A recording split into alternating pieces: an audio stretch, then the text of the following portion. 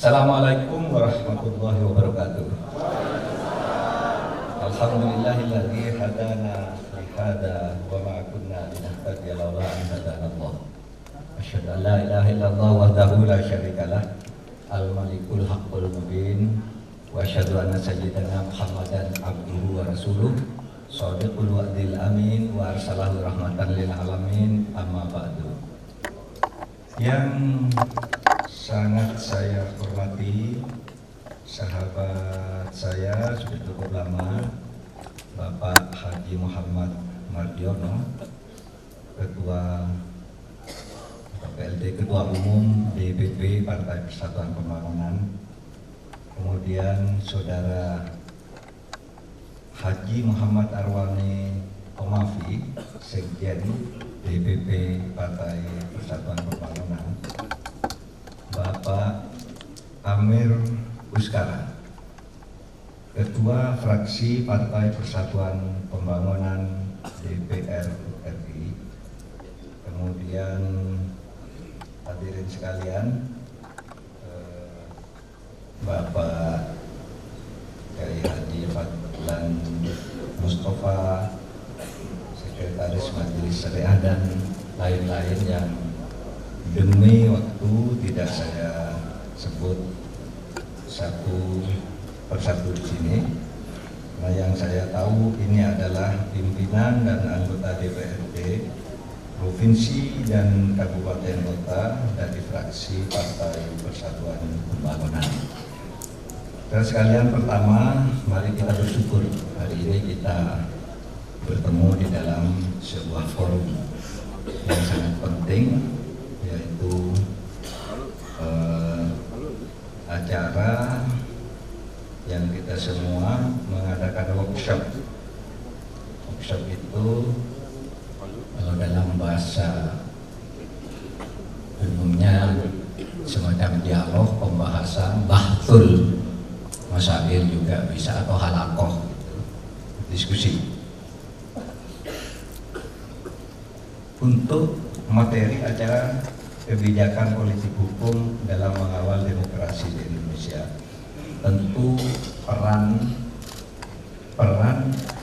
Partai Persatuan Pembangunan terutama di tingkat DPRD dalam menyusun politik hukum daerah untuk melaksanakan politik hukum nasional. Saudara sekalian, saya ingin menegaskan, politik hukum itu artinya kebijakan hukum, arah tentang hukum yang harus dibuat dan dilaksanakan, arah tentang hukum yang harus dibuat dan dilaksanakan untuk melaksanakan upaya mencapai tujuan negara. Jadi politik hukum itu bagus karena dia memberi arah apa yang harus dilakukan sebagai kebijakan negara untuk membuat dan menegakkan hukum. Itu satu. Yang sering keliru, orang mengacaukan istilah politik hukum ini dengan politisasi hukum.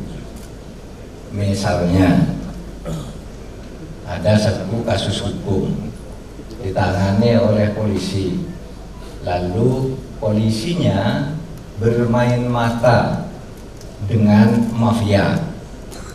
Lalu orang mengatakan itu politik hukumnya salah. Itu bukan politik hukum, itu politisasi hukum.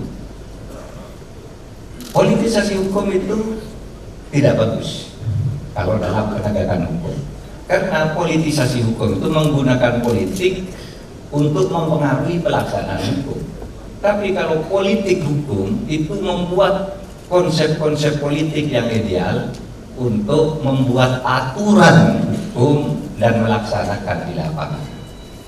Nah, saudara sekalian, bertitik tolak dari ini saya hanya akan bicara dua hal kecil di sini. Pertama, kalau kita bicara politik hukum berarti berbicara tentang pembangunan hukum. secara teoritis pembangunan hukum itu dimanapun di dunia ini berdasar teori yang umum berlaku, pembangunan hukum itu mencakup 3 subsistem pembangunan hukum. Yang pertama, isi hukum, legal substance. Itu deh, kalau membuat hukum itu isi aturannya gimana itu, di pusat bagaimana, di daerah bagaimana. Yang kedua, legal structure, yaitu aparat penegak hukum. Lalu yang ketiga, legal culture, budaya hukum atau penghayatan hukum masyarakat dan pemerintah. Saudara sekalian, secara umum isi aturan-aturan hukum kita itu kalau dalam rangka membangun demokrasi dan ketertiban masyarakat, isi aturan-aturannya itu sudah cukup bagus. Aturannya, isi aturan, legal substance. Kita sudah mengatur semua yang kita perlukan dan sudah bagus semua naskah akademiknya. Isi aturan hukum, apakah perlu ada pembaruan? Perlu, karena memang hukum itu selalu diperbarui, selalu diubah sesuai dengan kebutuhan terbaru dari perkembangan masyarakat. Maka ada dalil tuh, hukum itu selalu berubah sesuai dengan perubahan masyarakat. Nah, kalau orang ketiga yang berbasis Islam itu ikut dalil juga, yang judulnya itu la yungkaru tawayyurul ahkam bi tawayyiril azman wal amkan wal awaid. Tidak bisa diragukan bahwa hukum itu harus selalu berubah sesuai dengan perubahan tempat atau perubahan waktu, perubahan tempat, dan perubahan budaya. Jadi hukum itu untuk lingkungan sosialnya. Nah sekarang misalnya hukum yang 5 tahun lalu sudah selesai diberlakukan, misalnya hukum tentang hukum darurat COVID. Nah sekarang udah lewat, ya hukumnya berubah tentang pelaksanaan kedaruratan itu. Hukum tahun 71, di mana tahun 84, 85 misalnya, di situ ada asas tunggal, itu hukum. Nah sekarang berubah, tidak ada lagi asas tunggal, karena berubah sesuai dengan perubahan waktu. Waktu itu dipengaruhi juga oleh pergolakan pemikiran dan aspirasi di dalam masyarakat. Jadi hukum dari sudut isi di Indonesia itu sudah bagus, boleh diubah, boleh, makanya ada prolegnas, ada prolegda yang saya lihat di beberapa daerah belum ada prolegda ini.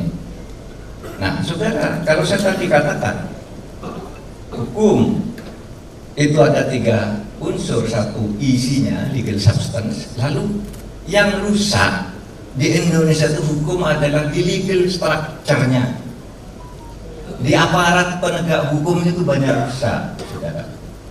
Di mana kita tahu itu?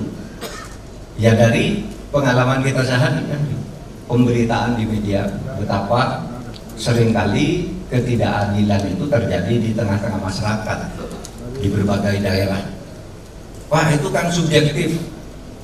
Baik, kalau itu dianggap subjektif, saya sampaikan, saya kemukakan kepada saudara tentang hasil survei lembaga nasional maupun lembaga internasional.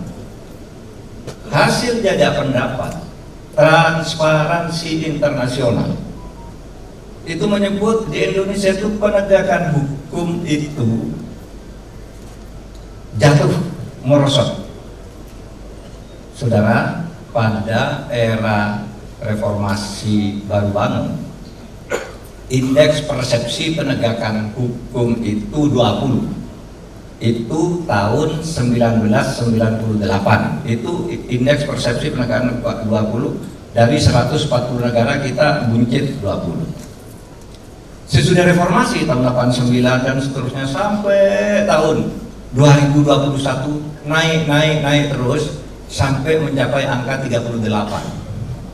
Dari 139 negara, kita indeks persepsinya itu sudah naik. Kalau tadi 20, sekarang 38. Tetapi pada tahun 2022 jatuh lagi, jatuh menjadi 34. Padahal untuk mencapai 1 itu setahun naik 1, kadangkala tahun berikutnya turun 1. Nah ini naik 1 terus jatuh ke 34. Jadi korupsi dan penegakan hukum terendah selama era reformasi itu memang terjadi pada tahun 2022 berdasar jajak pendapat. Sampai dulu Presiden Jokowi habis dari acara 2 abad Nahdlatul Ulama di Sidoarjo, habis pidato langsung pulang kami, lalu memanggil Ketua KPK, memanggil Kejaksaan Agung, mengambil Kapolri. Presiden kecewa, kenapa ini hukum yang kemarin sudah naik 1 kok jadi anjlok sekarang? Ayo perbaiki. Saudara masih ingat tuh peristiwa tahun 8 Februari tahun ini Presiden konferensi pers berbicara dengan para penegak hukum, agak marah karena hukum jatuh. Padahal semua sudah dilakukan untuk memperbaiki hukum itu. Nah, saudara sekalian, jadi di mana ini masalahnya? Di aparat. Aparatnya itu ada di mana? Nah ini hati-hati. Pertama ada di institusi-institusi pemerintah, terutama di dalam rangka pelaksanaan aturan hukum sehari-hari. Di institusi-institusi pemerintah itu banyak transaksi gelap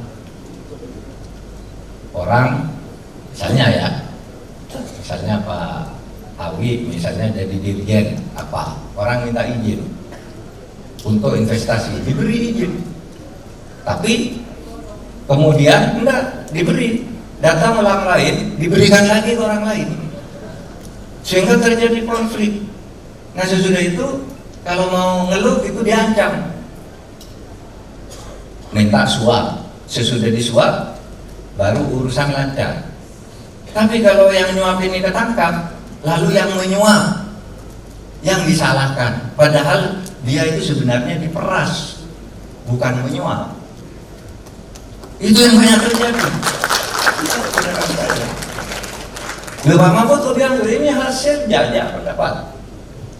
Konflik of interest banyak sekali, izin-izin usaha, pertambangan dan macam-macam sudah dimiliki orang, diberi lagi ke orang lain. Yang banyak terjadi ini kalau di daerah nih, bupati memberi izin usaha pertambangan atau perhutanan atau kehutanan atau apa, bupati kasih, sudah dikasih.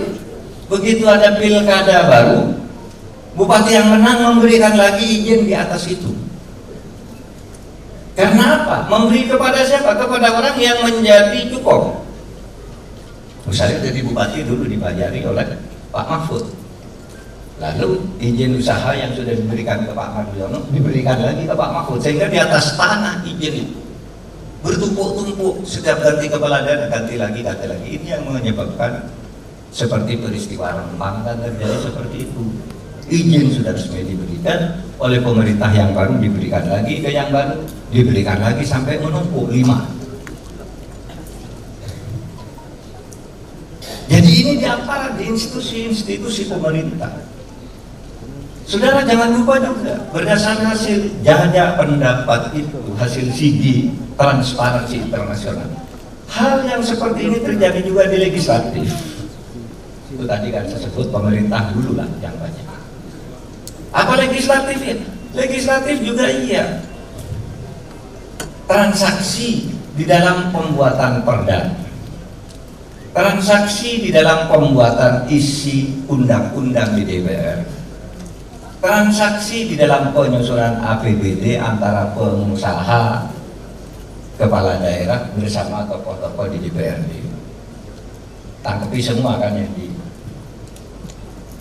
Jambi itu kan 3 segi itu kan, yang contoh aja, maaf yang kalau ada yang dari Jambi itu contoh saja karena sudah dipenjarakan. Nah yang seperti itu banyak saudara. Di yudikatif, di pengadilan juga banyak jual beli perkara tuh. Pak Mahfud tuh tahu, dia tahu. Misalnya Menko Polhukam kan selalu dapat laporan, tangkap hakimnya. Kalau ada hakim ditangkap kan saya mesti mendapat laporan. Pak hakim ini udah ditangkap, apa kasusnya ini. Hakim agung ada, hakim tinggi ada, hakim tipikor di daerah juga ada. Saudara sekalian, inilah kondisi penegakan hukum kita di Indonesia. Tetapi ingin saya katakan kepada saudara, secara keseluruhan penegakan hukum itu sudah cukup. Itu tadi kasus per kasus yang banyak menjadi penyakit sehingga indeks persepsinya itu turun dari 38 ke 34. Kalau saudara bertanya kepada pemerintah, pemerintah, apa yang kamu lakukan kok bisa turun? Nah itu tadi penjelasannya. Ada di eksekutif, di legislatif, yudikatif, di pusat dan di daerah. Kita terus berusaha. Oleh karena kita terus berusaha, kalau dilihat dari sudut tindakan, kalau disiap dari sudut tindakan, bukan dari sudut jumlah peristiwanya yang menyebabkan ambruk itu, tindakan penegakan, saudara. Indeks persepsi hukum kita itu naik. Tadi indeks persepsi korupsi karena penegakannya, tapi tindakannya. Dari mana saudara naik? Saudara bisa baca hasil jajak pendapat Kompas yang terakhir. Litbang Kompas. Kan hebat tuh menyebut bidang politik dan keamanan itu memberi angka tertinggi, nilai terbaik. Jadi begini, kepuasan terhadap pemerintah itu 74. Yang tertinggi sumbangan terhadap 74 itu adalah Polkam. Berapa dia? 76, lebih tinggi dari rata-rata terhadap pemerintah pusat dan daerah. 76. Indeks penegakan hukum 64. Ketika saya dipanggil oleh Presiden Jokowi tanggal 21 Oktober, Pak Mahfud, penegakan hukum di Indonesia rendah. Ini hasil jajak pendapat. Catat, 49,1, tidak sampai 50. Nah hasil jajak pendapat Kompas yang terakhir itu, yang September itu, kita sudah berada di angka 64. Naik. Tetapi pemberantasan korupsi itu diganggu oleh faktor-faktor politik, konflik of interest di DPR maupun di pemerintah, dan mafia di tingkat pengadilan. Nah, saudara sekalian, bagaimana dengan legal culture? Legal culture itu tadi yang pertama itu kan legal substance, isi aturannya sudah oke. Legal structure-nya buruk. Legal culture, ada yang mengatakan budaya hukum kita itu jelek. Apa iya? Iya Pak, kalau orang Indonesia itu nggak tertib. Bahkan ada yang mengatakan budaya korupsinya gila. Saudara, hasil diskusi saya dengan beberapa pakar dan pengalaman saya mengajar ilmu politik hukum selama puluhan tahun. Kenapa di Indonesia itu masyarakatnya terlihat damai? Karena budaya hukum masyarakat Indonesia itu bagus. Budaya korupsi itu hanya ada di kota-kota, ada di elit. Hedonis hanya ada di masyarakat perkotaan, tapi kalau di desa di mana saudara menjadi atau tinggal di sana, itu budaya hukumnya jangan bagus karena masyarakat itu menyelesaikan konfliknya berdasar restoratif justice. Di Indonesia itu ada banyak sekali masalah hukum di desa-desa, tapi itu diselesaikan secara damai oleh tokoh-tokoh adat, tokoh agama, oleh lurah dan sebagainya. Sehingga kita sekarang kebijakan hukumnya ke atas. Kita harus tegas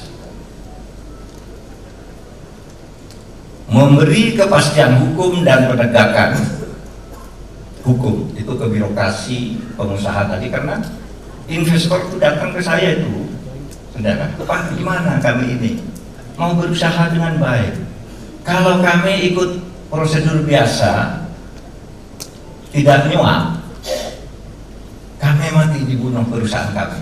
Tapi kalau kami menyuap, kami ditangkap. Bagaimana kami mau maju perusahaan seperti itu? Oh, kalau begitu jawabannya ke depan harus ada kepastian hukum dan penegakan hukum tanpa pandang bulu. Iya kan, saudara sering baca tuh di koran, orang ditangkap gitu karena nyuap. Sesudah di pengadilan dia bilang, Pak, kalau saya tidak bayar, tidak keluar izin saya. Saya punya mau investasi 200 juta US dollar. Sudah daftar katanya iya. Ternyata izinnya tidak keluar sampai setahun, 2 tahun, 3 tahun. Uangnya nggak berjalan. Tapi kalau diurus lewat bawah meja, izinnya cepat keluar meskipun baru masuk hari ini. Itu yang terjadi. Kalau tidak nyuap, izinnya tidak jalan, tidak keluar. Kalau nyuap, diserahkan ke KPK atau polisi atau kejaksaan. Susah. Oleh sebab itu ke depan ini yang harus diurai.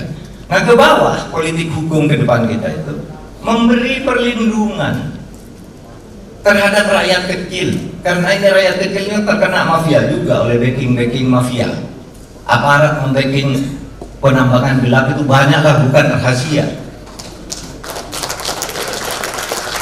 Saya punya cerita begini.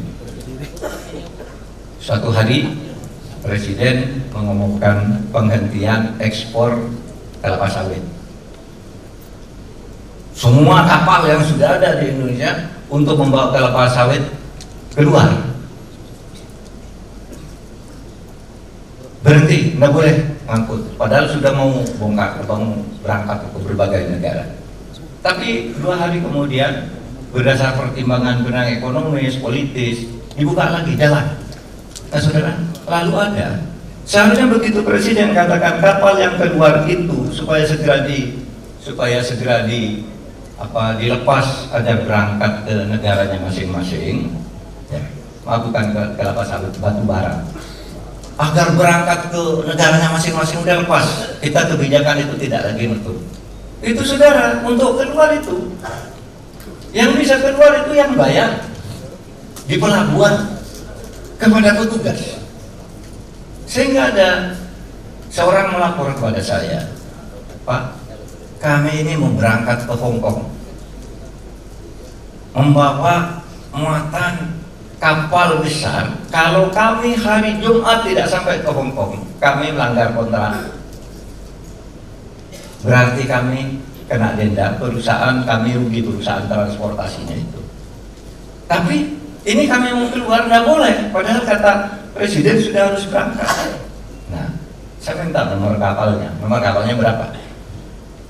Nomor kapalnya, kasih nomor kapal sekian. Saya telepon Menteri SDM, Pak Arifin, saya bilang, itu ada kapal. Bapak kan dapat kebijakan pemerintah tuh, kapal-kapal yang bawa batu bara itu suruh lepas keluar. Iya Pak, ini ada kapal yang belum boleh ini, udah nunggu, ditanya syaratnya udah terpenuhi, tapi tidak diberangkatkan juga. Padahal kalau dia tidak sampai hari Jumat ke Hong Kong, ini merusak perjanjian dan merusak kinerja perusahaan di sana yang sudah siap menunggu ini. Oke, mana nomor kapalnya, kata Pak Arifin. Nomor kapalnya itu jam 11 saya telepon Pak Arifin. Saudara, jam 5 orang yang melapor kepada saya itu datang lagi, Pak, terima kasih atas bantuan Bapak. Tadi sore 126 kapal langsung dilepas semua. Nah, saudara, maksud saya bukan karena saya. Berarti di situ itu ada mafianya. Baru harus diketok pakai menterinya, pakai Pak Arifin. Diperintahkan semua lepas. Kalau tidak, saya merupakan tim ke sana langsung dilepas semua. Bukan hanya satu kapal, 126 kapal yang ditahan di situ. Kenapa? Orang sudah lepas. Harus pakai gini. Ini hukum kita nih di tingkat aparat ini. Nah, kalau di tingkat kehidupan masyarakat sehari-hari itu saudara bantu penegakan restoratif justice. Hukum itu sebagai sarana untuk membangun harmoni, ketertiban di dalam masyarakat, kerukunan, itu restoratif justice. Sehingga kalau hal-hal sepele gitu nggak perlu dibawa ke pengadilan, selesaikan aja dulu. Orang mencuri buah semangka 5 biji gitu, itu kalau mau ikut hukum pidana biasa ya mengambil barang orang lain dengan maksud untuk dimiliki secara melawan hukum, itu adalah pencurian. 7 tahun hukumannya meskipun hanya 5 semangka. Nah kalau yang begitu meskipun memenuhi unsur hukum pidana, itu supaya didamaikan saja, suruh kembalikan dengan uang yang setara, atau saudara yang mengganti karena yang mencuri orang miskin lalu diganti, sudahlah saya yang ganti, nggak usah ribut-ribut. Itu namanya restoratif justice, keadilan yang memberi jaminan berdasarkan soal-soal kecil. Nah, restoratif justice ini sekarang sudah ada aturannya. Mahkamah Agung sudah mengeluarkan bahwa setiap perkara pidana yang bisa dibayar denda 2.500.000 ke bawah itu tidak usah dibawa ke pengadilan, ganti saja di tempat atau store. Kalau itu setoran kepada negara, store langsung di situ, tidak usah ke pengadilan. Itu namanya restoratif justice. Di bidang-bidang ITE, ya, informasi teknologi dan elektronik, informasi dan teknologi elektronik juga ada aturannya, saudara. Kalau menurut undang-undang yang asli, barang siapa menyebarkan berita bohong yang menyangkut seseorang tanpa hak melalui sarana ITE diancam dengan pidana penjara 6 tahun. Kalau menggunakan Undang-Undang Nomor 1 Tahun 46 diancam 10 tahun. Kalau saudara bikin berita-berita hoax itu. Tapi kita turunkan dengan restoratif justice. Kadang-kadang orang kan hanya fitnah. Nah kalau fitnah nggak usah pakai Undang-Undang ITE. Apa? Pakai Undang-Undang Hukum Pidana. Pasal 110 dan seterusnya itu ngatur. Misalnya saya memfitnah saudara Awi, atau Ahmad Tomafi gitu, atau Ahmad Arwani Tomafi. Ini setiap malam Awi dan Arwani Tomafi itu suka ke night club, padahal dia ngaji di rumahnya. Ini kan fitnah. Masa orang P3 ke night club? Enggak, ngaji.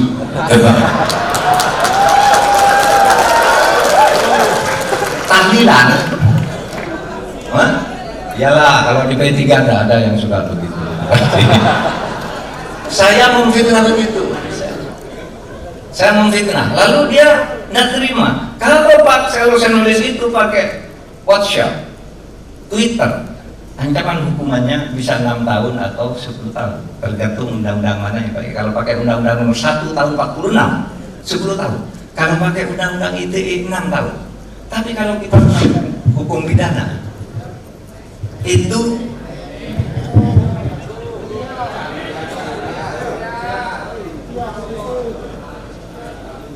ini anunya, polisternya ini lepas. Nggak apa-apa, sambil saya pegang. Kalau undang-undang hukum pidana itu ancamannya 9 bulan. 9 bulan itu bisa damai. Bisa direstoratif justice, ketemu kamu saling memaafkan, selesai. Itu namanya restoratif justice. Arah kebijakan hukum kita sekarang agar penjara tidak penuh. Misalnya saudara Arwani mengatakan, sudahlah, pokoknya kamu ngaku aja bahwa kamu bohong ketika kamu menulis saya ada di metap, saya sedang ada di pondok pesantren ini fotonya, kamu akui ke masyarakat, saling maafkan, selesai, tidak usah penjara. Itu namanya restoratif justice meskipun sudah memenuhi unsur hukum pidana. Nah, saudara sekalian, itu tentang arah kebijakan politik hukum kita dan problemanya. Sekarang saya ingin sampaikan secara spesifik, karena Partai Persatuan Pembangunan ini adalah partai Islam, maka mari kita nilai ini dari sudut bagaimana kita sebagai partai Islam memperjuangkan nilai-nilai hukum yang bagus seperti ini, benar atau tidak. Saudara sekalian, ini terkait dengan konsep bernegara kita. Apakah Islam itu mengajarkan bahwa manusia harus bernegara? Iya. Menurut agama, setiap orang itu harus hidup di dalam organisasi negara. Di dalam Al-Quran banyak ayat-ayat yang mengatakan tentang adanya negara. Doa saudara itu selalu mengatakan Qulillahumma malikul mulk. Itu mulk itu artinya negara, kekuasaan. Ada alladzi lam yuklad mithluha fil bilad. Itu bilad ini negara. Ada kata negara dalam Islam. Ada kata as-sultan, itu ada di Al-Quran, itu kekuasaan negara. Ada kata balad, tadi ada bilad, ada balad, wahadal baladil amin, ini negara. Oleh sebab itu Islam mengajarkan hidup bernegara. Oleh sebab itu Nabi, saudara sekalian, Nabi itu mengajarkan hidup bernegara sehingga Nabi begitu hijrah dari Mekah ke Yathrib, lalu mendirikan negara yang disebut negara Madinah. Negara Madinah itu adalah satu negara perjanjian yang isinya negara Madinah itu, karena negara baru berdiri dan masyarakatnya masih sederhana, di situ ada satu ketentuan penggunaan kekuasaan legislatif. Kalau suatu negara itu kan ada legislatif. Siapa legislatif di dalam konsep negara Islam itu? Di zaman Madinah, Nabi Muhammad legislatifnya itu Allah. Allah yang membuat hukum, dan Nabi Muhammad, Allah dan Nabi Muhammad itu lembaga legislatif Islam di era hidupnya Nabi Muhammad. Tidak boleh ada orang yang membuat aturan hukum kecuali Allah dan Nabi Muhammad. Ketika Nabi Muhammad memimpin negara Madinah, eksekutifnya Nabi Muhammad. Enggak ada perdana menteri, hakim, lembaga kehakiman, yudikatif enggak ada. Yang mengadili juga Nabi Muhammad. Itu negara yang didirikan oleh Nabi Muhammad. Tetapi negara yang didirikan Nabi Muhammad pada abad ke-6 itu, saudara, itu sudah sesuai dengan teori modern tentang negara yang lahir pada tahun 1933 di dalam konferensi internasional namanya Konferensi Montevideo, yang menyebutkan bahwa setiap negara bisa disebut negara dan bisa bergabung ke PBB lah. Itu satu, kalau ada rakyatnya. Itu Nabi Muhammad punya rakyat di Madinah. Yang kedua, ada pemerintahnya Nabi Muhammad di Madinah. Yang ketiga, ada wilayahnya di Madinah. Jadi pada tahun itu Nabi Muhammad sudah melahirkan, memberi dasar bagi lahirnya teori bernegara. Itu 3 unsur di zaman modern, lalu ditambah unsur baru, yaitu adanya konstitusi dan pengakuan dari negara lain. Tapi tanpa ini pun negara sudah dianggap ada pemerintahnya yang berdaulat, ada rakyatnya, ada wilayahnya. Jadi apa yang ingin saya katakan di sini? Menurut Islam, ajaran bernegara di dalam Islam itu ada. Tetapi saudara, Islam mengajarkan negara dalam prinsip, tidak mengajarkan dalam rangka teknis. Oleh sebab itu sistem pemerintahan negara sesudah Nabi wafat itu bisa dibuat berdasar ijtihad para ulama masing-masing bangsa. Maka sesudah Nabi Muhammad tidak ada sistem pemerintahan negara yang dikatakan Islami yang ada. Sistem pemerintahan negara yang Islami. Dalam zaman 4 khalifah, Al-Khulafa'ur Rasyidun atau Khulafa'ur Rasyidin, itu ada 4 khalifah. Sistem pemerintahnya itu beda-beda, dan itu semua benar. Abu Bakar itu disebut khalifah, pemerintahannya disebut khilafah. Cara memilihnya dia melalui musyawarah langsung umat di dekat jenazahnya Nabi. Pada waktu itu, yuk siapa juga yang mau mengganti Nabi Muhammad? Oh sudah, Abu Bakar aja jadi khalifah. Itu musyawarah. Langsung umat di situ. Ketika Nabi Muhammad belum dikuburan, itu demokrasi langsung. Tapi saudara, ketika Umar itu menjadi khalifah, dia tidak dipilih, dia ditunjuk oleh Abu Bakar. Kata Abu Bakar, kalau saya meninggal besok, pengganti saya adalah Umar. Nah itu monarki. Kalau Abu Bakar tadi demokrasi, Umar monarki, penunjukan.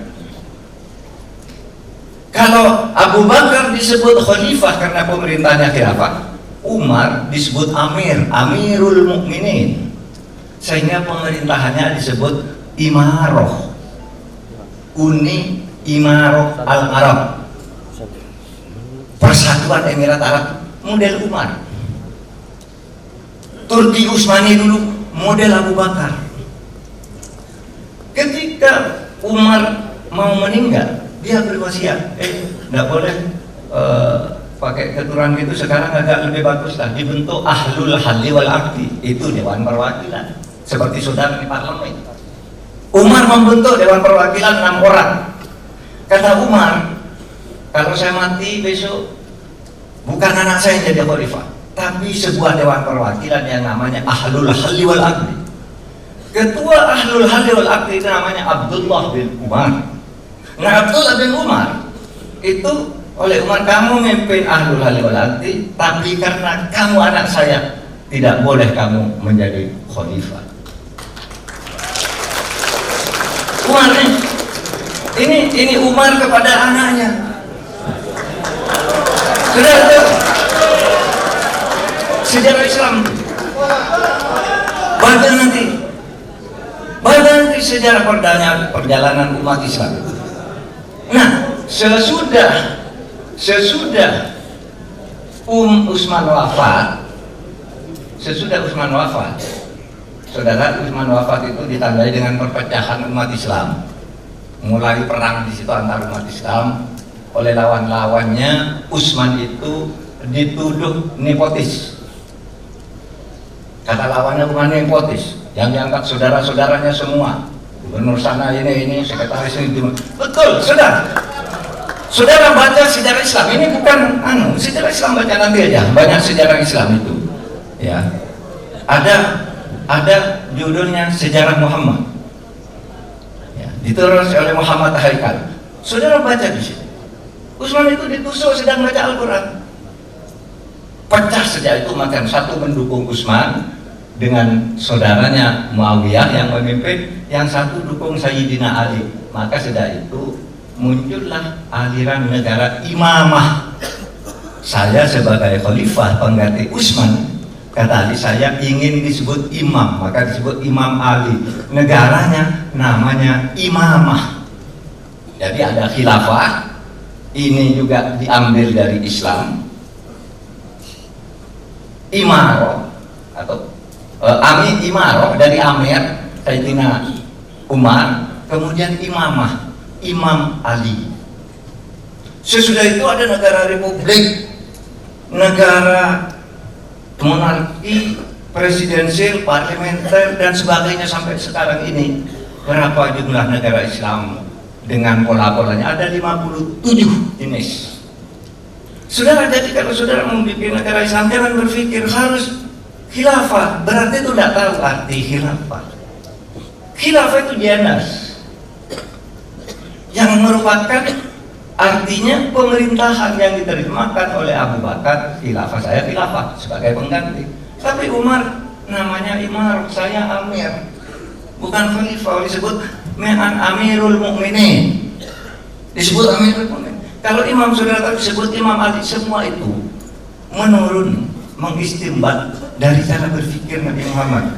Bikin negara seperti Nabi Muhammad tidak bisa, harus diterjemahkan dalam bentuk seperti tadi.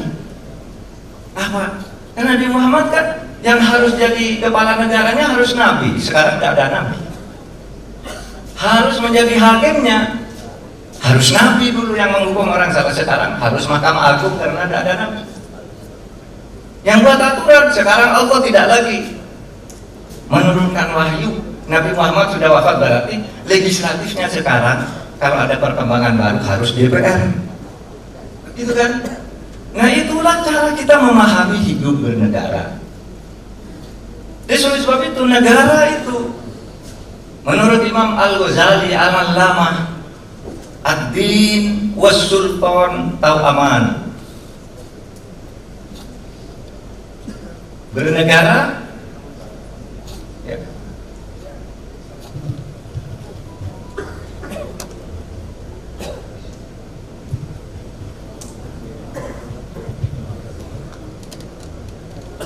Bernegara dan punya kekuasaan politik itu dua saudara kembar, tahu aman.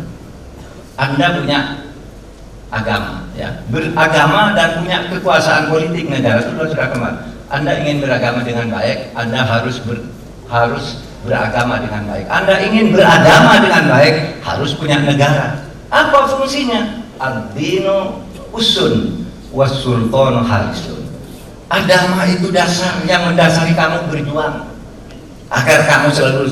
Sedangkan kekuasaan politik itu adalah pengawal perjuanganmu. Oleh sebab itu mempunyai kekuasaan politik itu menjadi wajib sebenarnya. Ada yang mengatakan berpolitik haram. Enggak, Nabi Muhammad itu pertama mendirikan politik. Negara itu artinya politik. Polis itu artinya politik. Polis dalam bahasa Yunani itu artinya harfiahnya negara. Bentuknya polis itu organisasi politik, pembuatan kebijakan negara. Nah, saudara sekalian, lalu sekarang Pak, kalau kita membentuk negara seperti itu, bagaimana kami orang-orang P3 yang partai Islam ini menuangkan nilai-nilai keislaman terhadap hukum arah politik, hukum nasional? Tadi saya dibisiki oleh Pak Awid, Pak itu visi misi calon presiden dan wakil presiden, Pak, nilai-nilai Islam harus masuk ke Pak. Nah begitu memang, dan itu boleh. Tapi nilai Islam yang mana? Nah, begini, saudara, dulu ketika kita memerdeka itu ada perdebatan. Kita ini mau mendirikan negara Islam atau negara sekuler. Terjadi perdebatan, akhirnya kompromi menjadi negara Pancasila. Ini bukan negara Islam, tapi bukan negara sekuler. Islam di mana? Islam boleh hidup di bawah perlindungan negara, tapi agama boleh hidup juga di bawah perlindungan negara. Terus pengambilan keputusan di mana? Demokrasi. Nah, sehingga dibatasi waktu itu kita menjadikan negara Pancasila sebagai mitsaqon ghalidho, kesepakatan agung, karena para tokoh agama kita, Kiai Ahmad Dahlan, Ki Bagus Hatibusomo, Kiai Mansur, Hasim As'ari, Wahid Hasim, Agus Salim, Abu Kusnul Cokrosuiso, bertemu dengan Bung Karno yang juga tokoh Islam, Bung Karno Hatta Yamin, bersepakat kita mendirikan negara Islam, tapi mendirikan negara Pancasila. Di mana negara Islam di situ? Islam bisa masuk. Islam masuk dengan cara menerapkan maqasidus syar'i, yaitu negara yang memberlakukan 5 hal. Meskipun negaranya bukan negara Islam, tapi kalau 5 hal ini ada, maka itu namanya Islami. Apa itu? 1. Hifdzul din, hifdzuddin, menjaga agar setiap orang bebas melaksanakan ajaran agamanya. Itu fikih itu. Di negara di mana setiap orang bebas beribadah, bebas pergi haji, itu sudah Islami. Yang kedua, hifdzun nafas, menjaga keselamatan jiwa setiap orang agar tidak mudah dibunuh, dibom dan sebagainya. Maka ada hukum pidana, dilarang membunuh, dilarang ngebom, ada hukumannya. Itu namanya hifdzun nafas. Lalu hifdzul mal, menjaga hak milik setiap orang, kekayaan setiap orang dijaga oleh negara, dilindungi. Siapa mencuri orang tarik hukum. Siapa punya utang ke harta benda, ganti, bayar. Kalau ada harta benda banyak, yang punya mati, ada hukum warisnya. Itu namanya hifdzul mal.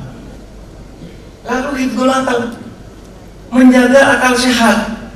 Oleh sebab itu Islam melarang kamu mabuk-mabukan, karena mabuk itu merusak akal sehat. Di Indonesia juga ada larangan mabuk-mabukan. Tapi karena tidak semua agama melarang mabuk-mabukan, maka mengatakan kamu jangan mabuk di depan umum.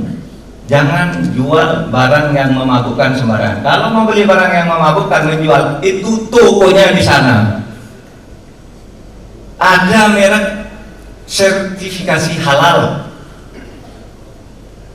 agar akal sehat itu tumbuh. Lalu hifdzun nasab, menjaga kemurnian keturunan. Nah ini semua sudah ada nih di negara Pancasila.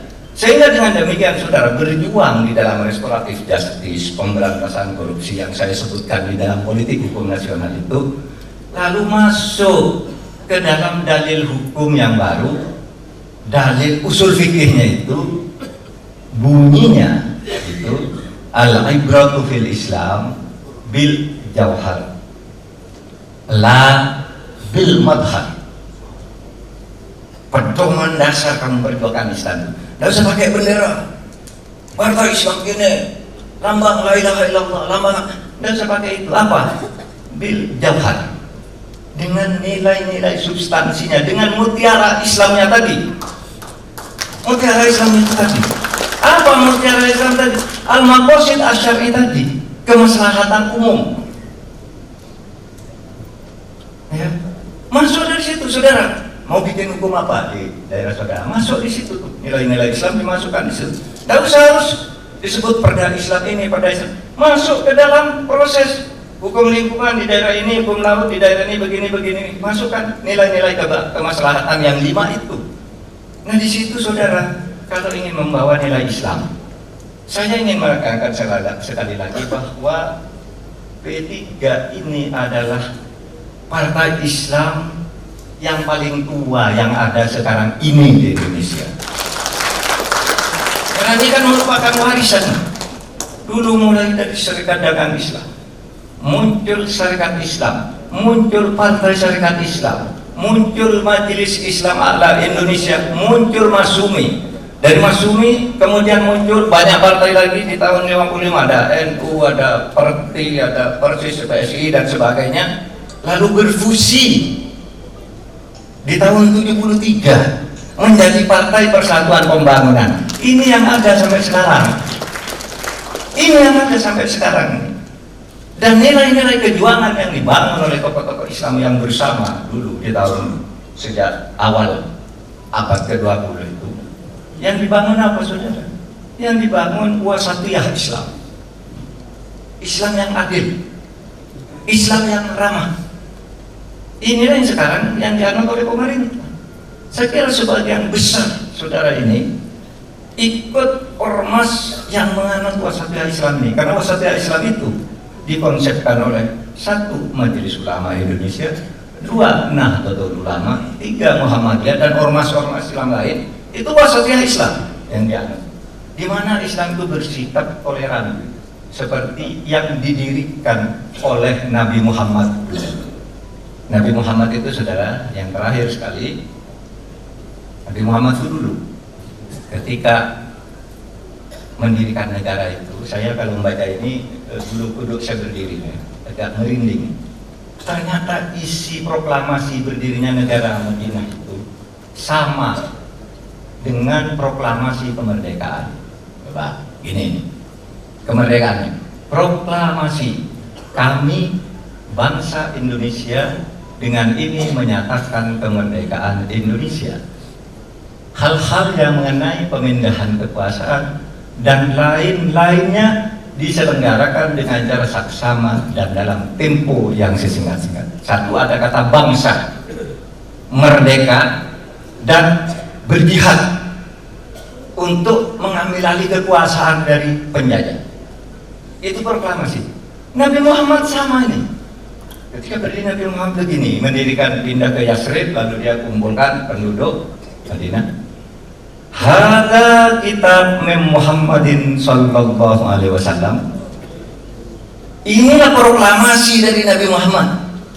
Kalau tadi Indonesia itu proklamasinya dari Soekarno Hatta atas nama bangsa Indonesia, tapi ini Hadza kitab Muhammad, inilah proklamasi, inilah ketetapan, inilah keputusan dari Nabi Muhammad yang membawa wahyu Tuhan. Apa itu? Bainal mu'minin wal muslimin wa Quraisyin wa Yathrib wa man tabi'ahum. Orang Islam, Muslim, orang Quraisy yang tidak Islam, orang Yathrib yang tidak Islam, orang Nasrani, Yahudi, wa man tabi'ahum itu ya Nasrani, Yahudi, suku ini yang beragama animisme. Falahi bihim, menyatakan bersatu, merdeka. Samakan dengan ini, menyatakan kemerdekaan Indonesia. Wajah hadam agung, dan akan berjuang terus sebagai satu kesatuan. Apa? Hal-hal yang mengenai pemindahan kekuasaan. Pemindahan kekuasaan kita ambil alih. Madinah ini adalah sebuah geopolitik sendiri. Itu sama, saudara, dengan proklamasi kemerdekaan. Kenapa bisa sama? Karena yang buat proklamasi itu tokoh-tokoh Islam, Bung Karno, Bung Hatta, Wahid Hasyim, Agus Salim, Tahanan. Itu semua tokoh Islam. Sehingga kalimatnya itu sebenarnya tanpa disadari itu terjemahan dari Piagam Madinah. Googling nanti kalau saya bohong. Bagaimana proklamasi, bagaimana Piagam Madinah. Ya, itu yang saya katakan tadi. Bagaimana unsur-unsurnya. Ya, itu yang saya katakan tadi. Sehingga mari kita bangun negara ini seperti negara yang dibangun oleh di Madinah oleh Nabi Muhammad, itu negara kosmopolit. Negara kosmopolit itu negara kebangsaan yang terdiri dari berbagai agama, terdiri dari berbagai suku, tapi hidup bersama di bawah satu komando. Komando kenegaraan namanya Nabi Muhammad di negara Madinah. Dan Nabi Muhammad itu bukan hanya memimpin negara Islam, tapi Madinah. Dari yang tadinya Yathrib, yang Yathrib itu ya sesat lah, menjadi Madinah itu namanya beradab. Penduduknya Yahudi, Nasrani, orang yang menyembah api, menyembah matahari, Majusi dan sebagainya. Hidup di situ, dilindungi semuanya. Sehingga saudara sekalian, negara Islam atau Islami seperti dicontohkan oleh Nabi itu adalah negara yang kosmopolit. Hidup bersama di dalam kewargaan, di dalam perbedaan suku, perbedaan agama, dengan catatan kita mempertemukan hal-hal yang sama, tetapi membiarkan hal-hal yang memang berbeda. Akidah itu berbeda, tapi ada hal yang sama. Kalau dalam Al-Quran itu disebut begini, Qul ta'alau ila kalimatin sawa. Ayo kamu yang berbeda semua bertemu di sini dalam satu visi yang sama. Nah, visi yang sama itu adalah yang sama, yang tidak sama biar sendiri sini. Yang pergi ke masjid itu tidak sama, udah kamu beribadah di gereja, yang ke pura, yang nyembah batu, yang nyembah sapi, silakan. Tapi ada kalimatun sawa. Kalimatun sawa itu ideologi kosmopolitanisme, pluralisme, toleransi. Nah, itulah. Misalnya apa isinya? Kita berantas korupsi, ya. Nah, ini kalimatun sawa. Anda yang berapa Kristen, Islam, Hindu setuju korupsi diberantas. Karena apa? Karena kalimatun sawa. Kita buat pemilu yang adil, ya. Itu kalimatun sawa. Kita tegakkan hukum dengan baik, ya. Itu kalimatun sawa. Nah, yang urusan ibadah itu bukan kalimatun sawa, itu urusan pribadi, dan tidak akan terganggu urusan-urusan pribadi beragama itu di dalam negara Pancasila. Rasanya sudah 50 menit.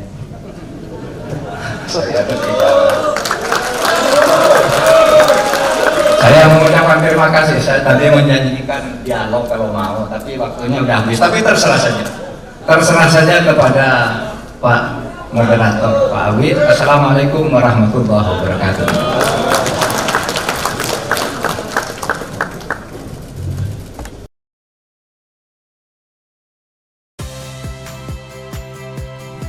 Saya Audrey Chandra. Saksikan program-program Kompas TV melalui siaran digital, pay TV, dan media streaming lainnya. Kompas TV, independen, terpercaya,